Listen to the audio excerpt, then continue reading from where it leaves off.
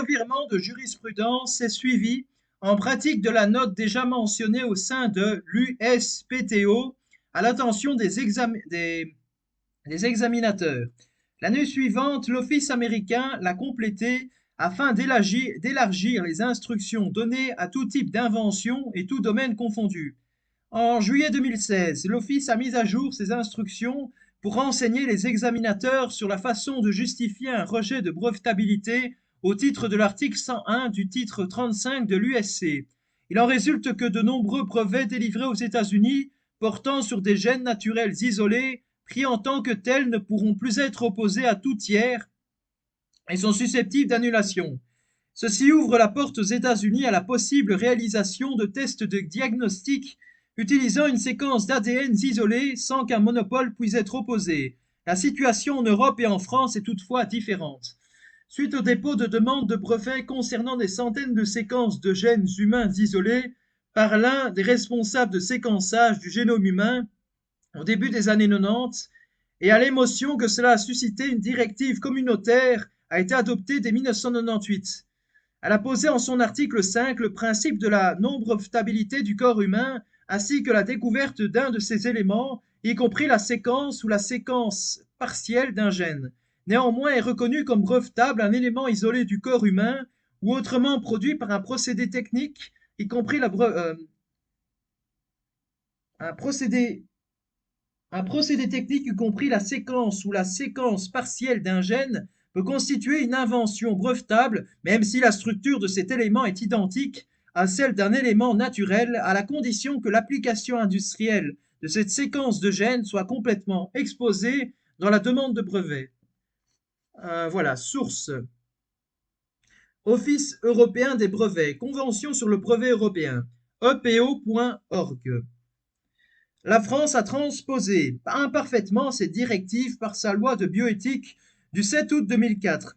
Sans entrer dans les détails de l'article L611-18 du Code de la propriété intellectuelle CPI intégrant ces dispositions, il convient de relever que la loi française est plus limitative sur la protection puisqu'il est précisé que seule une invention constituant l'application technique d'une fonction d'un élément du corps humain peut être protégée par brevet, et que cette protection ne couvre l'élément du corps humain que dans la mesure nécessaire à la réalisation et l'exploitation de cette application particulière.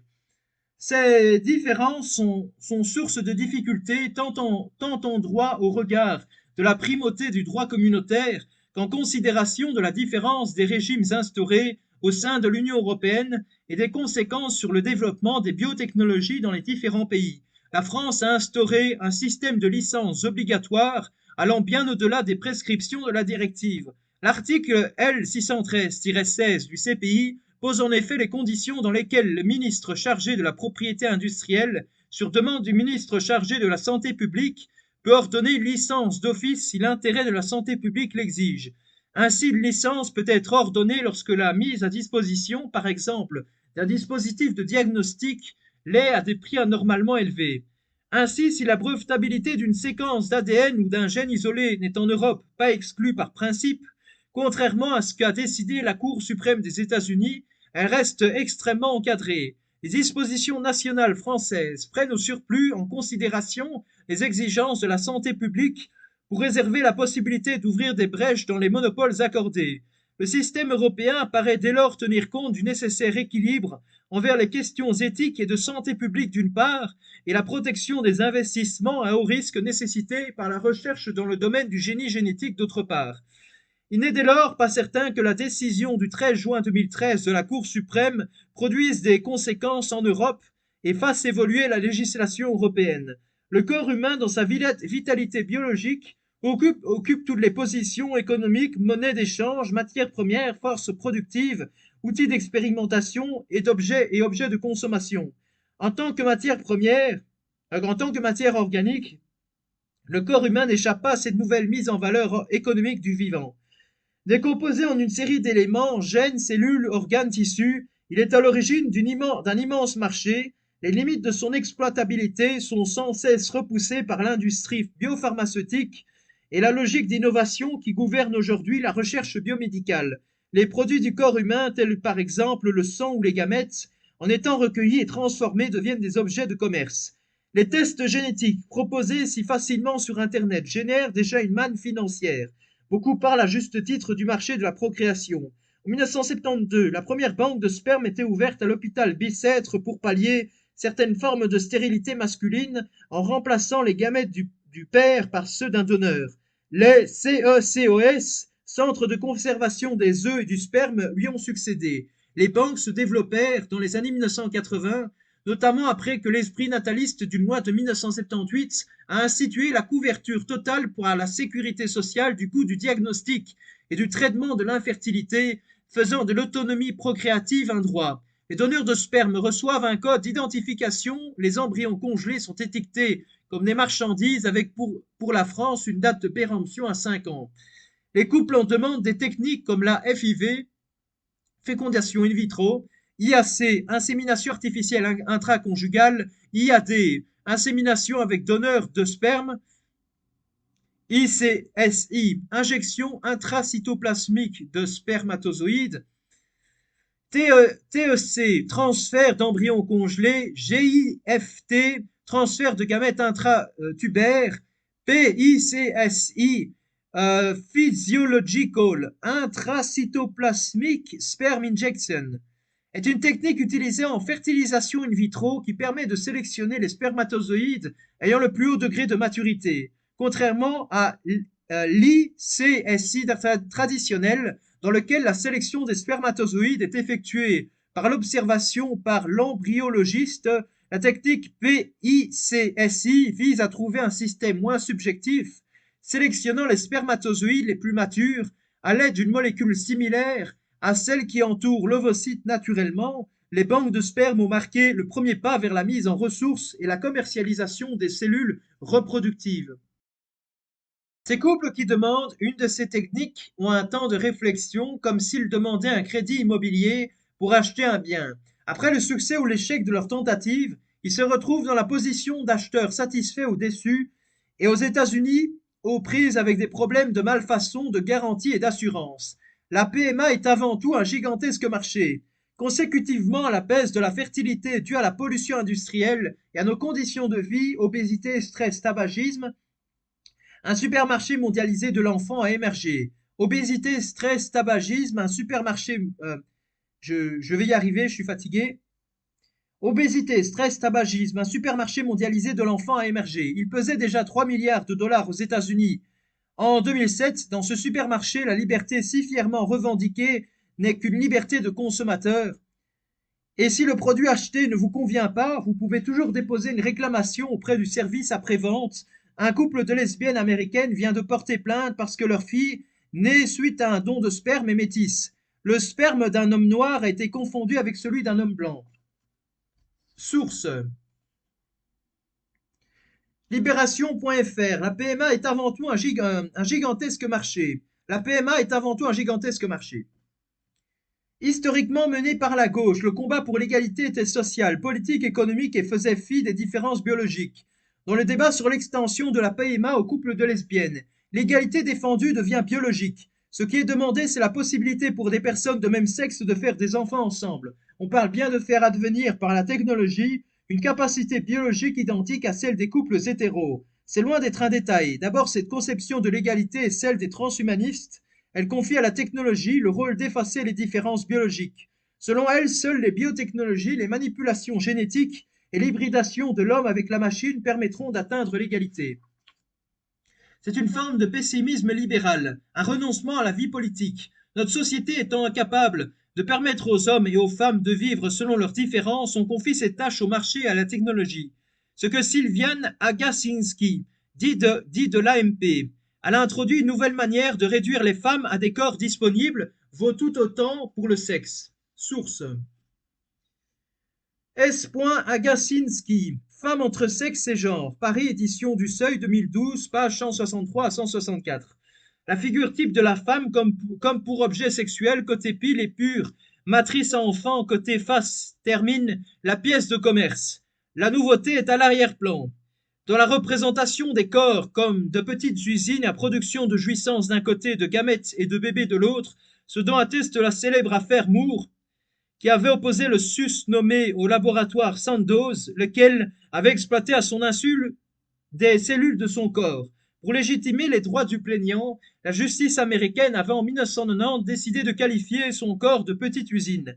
Pour les hommes, depuis quelques décennies, il est possible de mettre en banque leurs spermatozoïdes, la plupart du temps en agissant comme donneur. Une banque du sperme est une institution qui collecte et stocke le sperme humain provenant de donneurs, surtout pour l'insémination artificielle. Les deux premières banques du sperme ont été ouvertes à Iowa City, États-Unis et à Tokyo, Japon en 1964. Le sperme est conservé dans des petits flacons ou des pailles de 0,4 à 1 mm et congelé dans des réservoirs d'azote liquide. Il n'y a pas de limite de conservation et il y a eu des cas de naissance de bébés en bonne santé avec du sperme conservé plus de 20 ans. Aux États-Unis, les banques de sperme sont réglementées par la FDA. L'Union européenne travaille sur une réglementation similaire. La conservation des gamètes ne s'arrête pas à celle masculine. En 2015, Cryos a inauguré les 3 premières banques d'ovules congelées entièrement indépendantes aux États-Unis. La vitrification ovocytaire est une procédure médicale de fécondation in vitro qui consiste à vitrifier les cellules reproductrices d'une femme afin de les conserver dans les meilleures conditions. En comparaison avec la congélation lente, cette procédure étant plus rapide consiste à plonger les ovocytes directement dans l'azote liquide à moins 196 degrés. Il s'agit donc d'une technique de congélation très rapide des gamètes. Comme l'explique l'équipe du professeur Jean-Philippe Wolff de l'hôpital Cochin, les ovocytes de la future mère sont ponctionnés puis subissent une baisse brutale le même jour, soit une descente de température de l'ordre de 20 degrés par minute dans les meilleurs cas. Jusqu'à la révision de la loi de bioéthique, juillet 2011, il était interdit de congeler des cellules reproductrices féminines. Le 27 janvier 2012, la commission spéciale chargée de réviser la loi de bioéthique à l'Assemblée nationale a voté la vitrification des ovocytes. Source. La vitrification des ovocytes enfin autorisée. Archive. Figaro Sciences, le 7 février 2011. Sous l'égide de la précédente loi de bioéthique datant de 2007, la vitrification des ovocytes, comme toute action sur les gamètes, était assimilée à une recherche sur l'embryon et était interdite sauf dérogation. Quelques mois avant la présentation du projet de loi à l'Assemblée nationale en novembre 2010, le professeur René Friedman s'était exprimé à ce sujet. La congélation rapide permet de préserver la fertilité de la femme en cas de traitement anticancéreux susceptible de l'altérer. Elle ouvre aussi la possibilité de créer une banque publique d'ovules congelés en vue de don, comme il existe des banques de sperme. Source. Procréation assistée, la deuxième révolution. Archive, le JDD, le 7 novembre 2010. Le professeur Friedman et son service pionnier dans ce domaine avaient alors procédé à une congélation lente des ovules afin de contourner cet obstacle législatif, qui avait donné naissance à des jumeaux le 4 novembre 2010 à l'hôpital Antoine Béclair, Clamart. Depuis la naissance du premier bébé après vitrification ovocytaire a eu lieu le 4 mars 2012 à l'hôpital Robert Debré de Paris, l'enfant est né naturellement à 36 semaines. Rapporte l'assistance publique Hôpitaux de Paris, AP-HP. Il mesurait 48 cm et pesait 2980 kg. Source. France, le premier bébé après vitrification ovocytaire est né. Archive. Actualité News Environnement, le 26 avril 2012. Le 12 janvier 2016, naît Élise, premier bébé issu d'une vitrification ovocytaire réalisée avant traitement anticancéreux et dans le cadre d'une plateforme cancer et fertilité. Source. Amandine Rancoul, Marseille, un bébé est né après la vitrification des ovules de sa mère, remise d'un cancer. Archive sur 20minutes.fr, 13 janvier 2016. Au Japon, la naissance du premier enfant, issu d'un ovocyte vitrifié, remonte à 1999.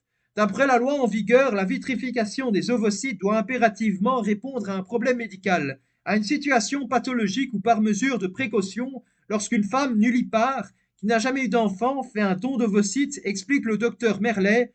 Si en Espagne, en Italie, en Grande-Bretagne, en Belgique ou au Canada, par exemple, l'autoconservation ovocytaire est autorisée pour des raisons personnelles ou de convenance, en France, elle ne peut se faire que dans le cadre de la préservation de la fertilité, c'est-à-dire lorsque la fertilité risque d'être altérée de façon prématurée avant 40 ans. Dans ce cas, la vitrification des ovocytes est autorisée lors d'une pathologie avérée. Dans 85% des cas, il s'agit d'une patiente atteinte d'un cancer et devant subir un traitement chimiothérapie-radiothérapie, potentiellement toxique pour l'appareil reproducteur, ovaires, cellules germinales donnant les ovocytes. Voilà, à très bientôt pour une prochaine vidéo.